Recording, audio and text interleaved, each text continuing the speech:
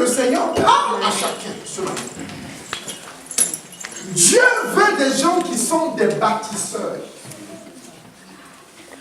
Non pas seulement des enfants, mais des fils. Parce qu'il y a une différence entre un enfant et un fils. La révélation appartient au fils. L'héritage est donné au fils. Des conseils sont prodigués au fils. Mais par contre, les enfants, c'est ceux-là, en fait, il faut toujours prendre soin d'eux. Dès qu'ils ont quelque chose, ils pleurent. Dès qu'il y a quelque chose, ils pleurent. Il n'est pas content. En fait, l'enfant ne sait pas apporter son aide, mais le fils, il sait aider. Quelqu'un me suit? Ils ont ensemble un roi. Un roi. Alors, on va lire d'abord 2 rois. 2 rois, 2, verset 1 à 15. D'abord. 2 rois, 2, verset 1 à 15. 2 rois, 2, verset 1 à 15. 2 rois, 2, verset 1 à 15. Il dit, quelqu'un a trouvé?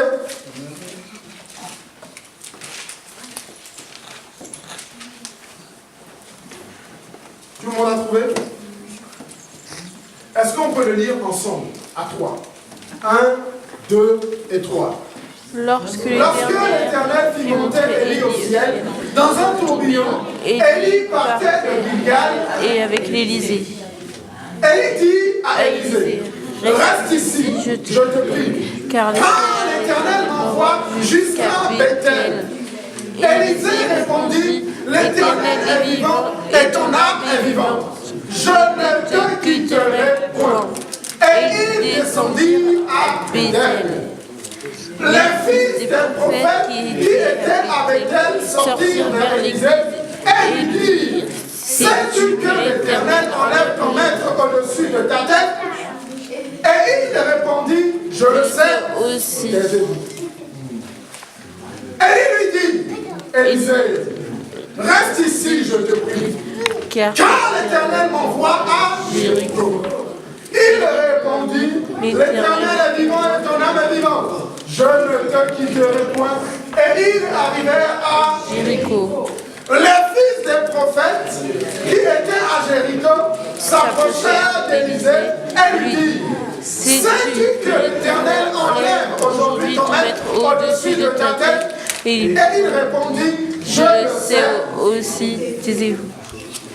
Et il lui dit, reste ici, je te prie, car l'Éternel m'envoie.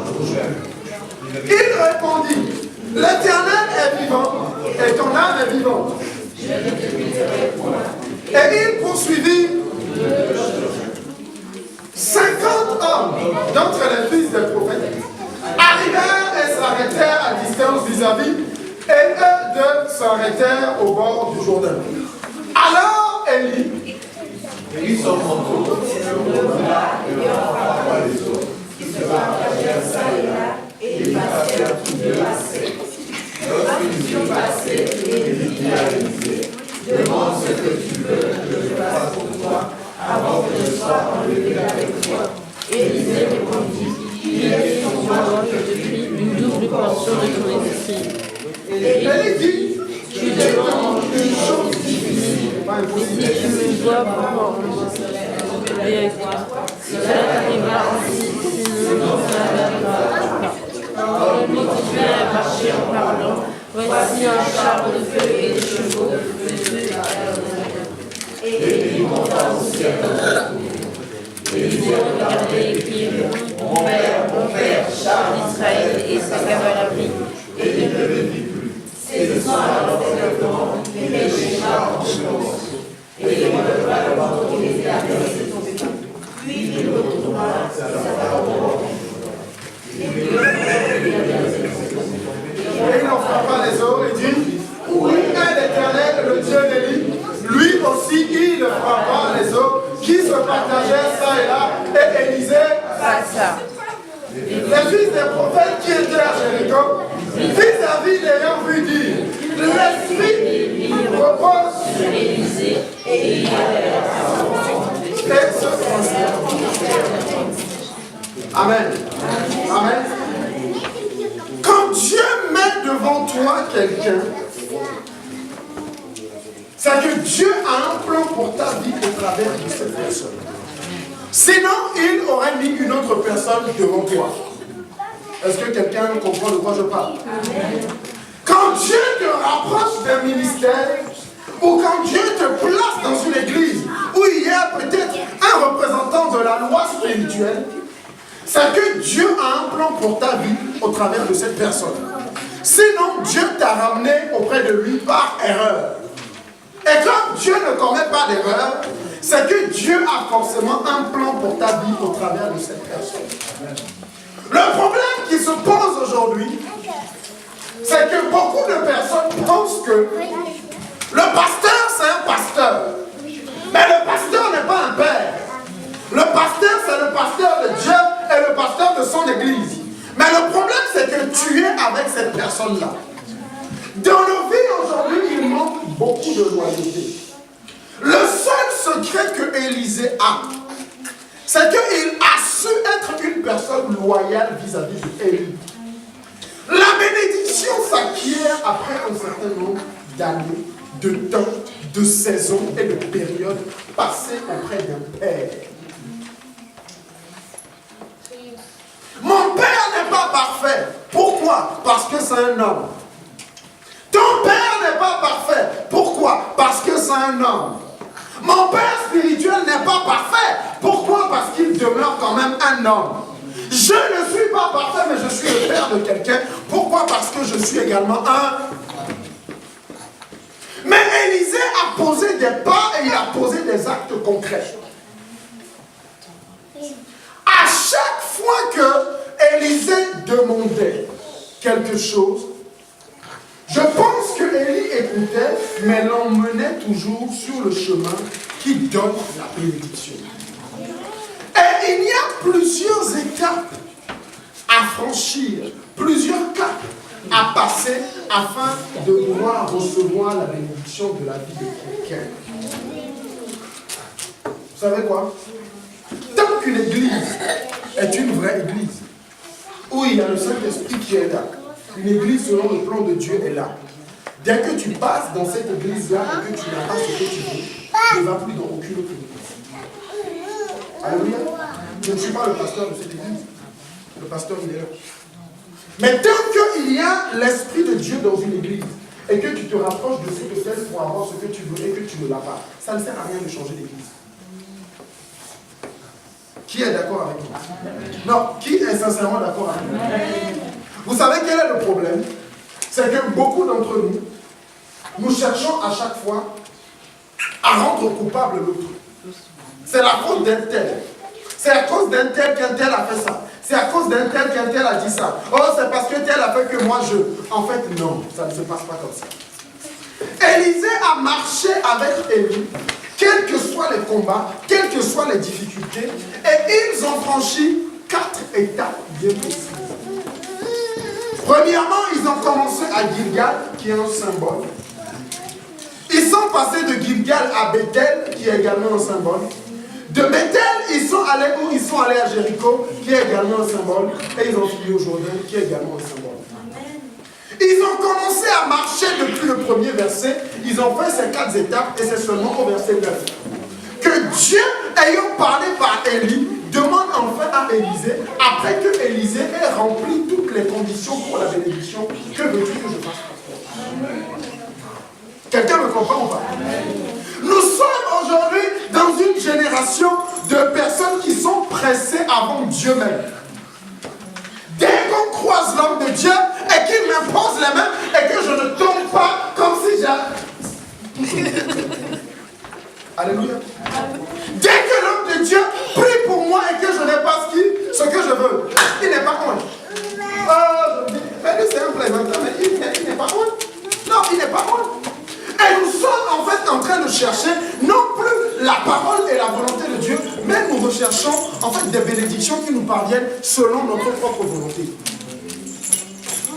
Gilgal est un symbole fort du combat que Josué a livré. Et à Gilgal, on pose des pierres en symbole de témoignage. Es-tu vraiment un fils? Es-tu une fille?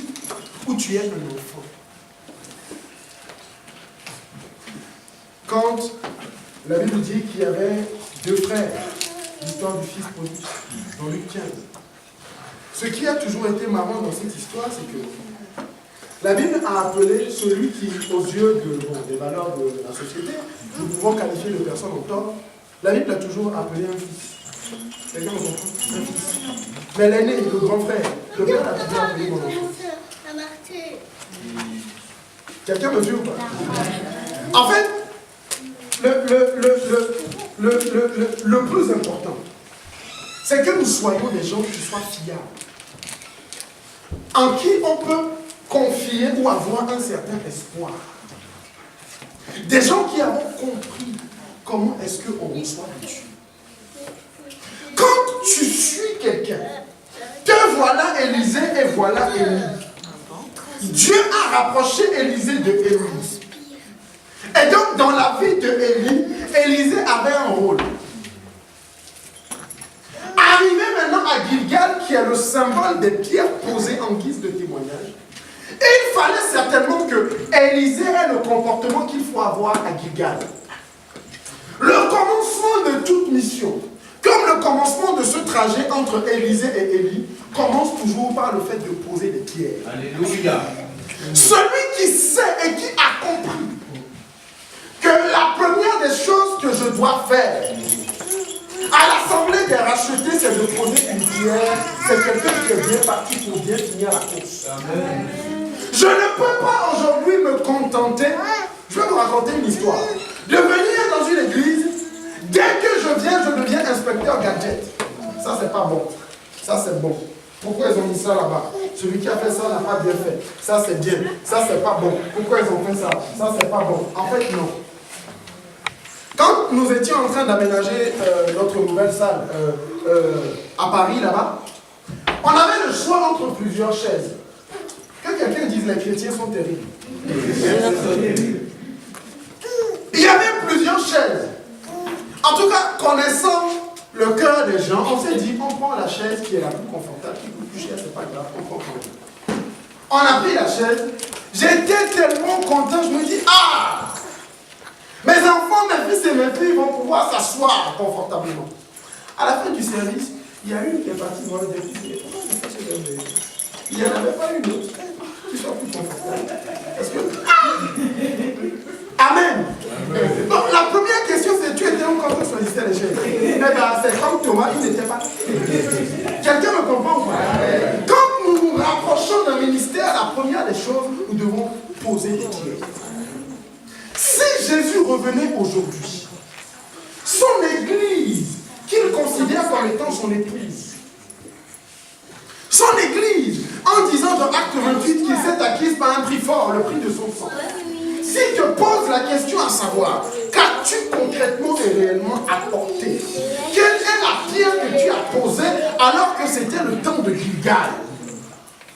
Beaucoup sont ces enfants-là, pas des fils ni des filles, mais ces enfants-là, dès qu'on arrive à l'étape de Gilgal et qu'on dit de poser les pierres, ils s'en vont. Ils n'attendent pas, ils s'en vont. Ici, il y a trop de choses à faire. Le pasteur, c'est un éternel insatisfait. C'est ce qu'on me dit, mais c'est pas grave. Oh non, il y a toujours ça à faire. On dirait que ça ne finit jamais. On vient pas de sortir d'un programme. On annonce qu'il y a encore un autre programme. Oh non, il y a ça à faire. Écoutez, le plus important, ce n'est pas de dire non, moi je suis de Dieu. Non. Quand Dieu te rapproche de quelqu'un, il faut comprendre que c'est que Dieu a un plan pour toi au travers de cette personne. Amen. À Gilgal, on pose des pierres. À Gilgal, tu commences à faire quelque chose dans la maison de Dieu. À Gilgal, tu commences maintenant à t'investir différemment dans la vie de l'église. À Gilgal, tu peux dire, pasteur, Dieu m'a mis à cœur de pouvoir intercéder pour l'église. En intercédant, effectivement, tu poses une pierre. En venant faire le ménage, tu poses une pierre. En donnant des idées, tu poses une pierre. En participant au programme, tu poses une pierre. En invitant tes amis, tu poses une pierre. En participant à la vie de l'église, tu poses une pierre. Élie a vu Élisée poser la pierre. Et il a regardé. Et il dit, écoute, Élisée, recule. Ne viens pas, recule. Élisée dit non. Je sais que ton Dieu est vivant et ton Dieu est vivant. Et il a continué à le suivre. Beaucoup sont ces gens-là à qui Dieu fait des tests à chaque fois. Vous vous rendez compte? Dans notre génération, aujourd'hui en 2019, tu poses une pierre dans une église et le pasteur te dit pas à rendre chez toi. Hein? La chaise, c'est moi qui l'ai achetée, redonne-moi ma chaise. Hein? Le micro, c'est moi qui l'ai ramené, redonne-moi mon micro. En fait, ce sont des tests par lesquels Dieu nous fait passer. Et Élisée avait réussi, il a été à l'école du Saint-Esprit et il avait eu une notion à la fin. Très bien. Et Élie l'a pris et l'a emmené sur un lieu symbolique, Bethel. Bethel qui est le symbole de la consécration ou du fait que la personne se mette à part. Combien sont ces gens-là qui ont appris à se mettre à part, du moins à se dissocier de la foule et se rapprocher de Dieu? L'ennemi public numéro 1 que Jésus a toujours eu dans son ministère, ça a toujours été la foule.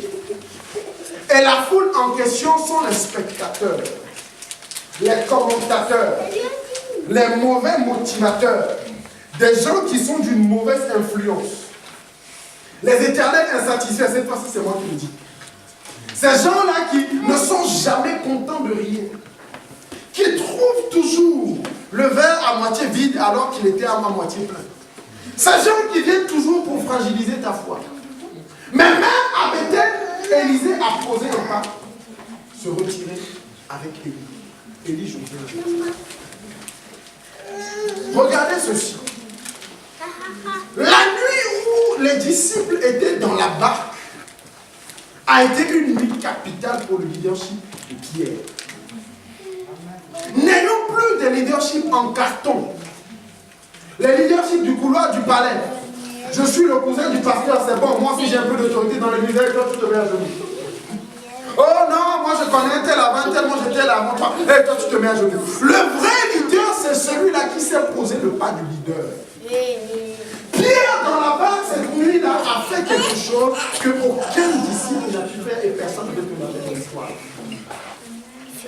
La Bible dit qu'ils étaient tous en pleine tempête.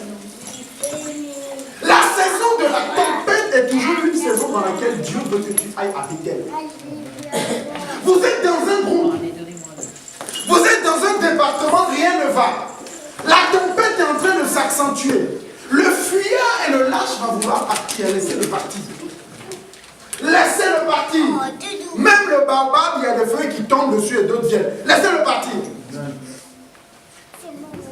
Et au lieu de commencer maintenant à chercher, Seigneur, comment faire, la tempête est en train de s'accentuer. Tous les disciples, tous, ils étaient là. Ils étaient en train de crier, on va mourir, on va mourir, on va mourir. Mais Pierre s'est levé le jour-là et il a posé un acte symbolique. La Bible dit que Pierre s'est levé et il a vu au même titre Jésus venir de loin et il est sorti de la barque.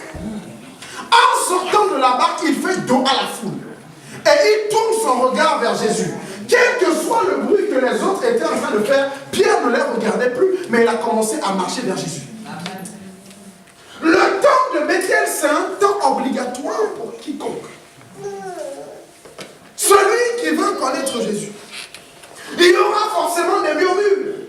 Et Dieu pouvait laisser la tempête s'accentuer et s'accentuer. Mais Pierre a pris une décision. Laissez-moi aller vers Jésus. Je sais qu'il y a une solution là-bas. Les cris et les hurlements dans les églises, quand il y a des problèmes, ne servent à rien, ne règlent rien. Mais quand la difficulté commence à devenir de plus en plus grande, il faut apprendre à se retirer. Il faut apprendre à se détacher. Nous sommes dans un département, nous sommes dans la chorale, il y a des problèmes. Il y a un tel qui a dit un tel, je ne suis pas d'accord, il y a un tel qui a fait un tel, il y a telle sœur, lui il parle mal, lui il regarde mal. Celui qui est vraiment celui-là qui est rempli du Saint-Esprit aura cette réaction-là. Laissez-moi aller consulter mon Dieu. Je me retire un peu, je vais prier, je vais consulter mon Dieu, je vais jeûner. C'est ça la bonne réaction. Oh non, Dieu, tu as fait ça, ça c'est pas bon, ça c'est ça c'est pas bien. Eux tous, je dis bien eux tous. il y avait une tête que je voulais voir le jour-là dans la barque.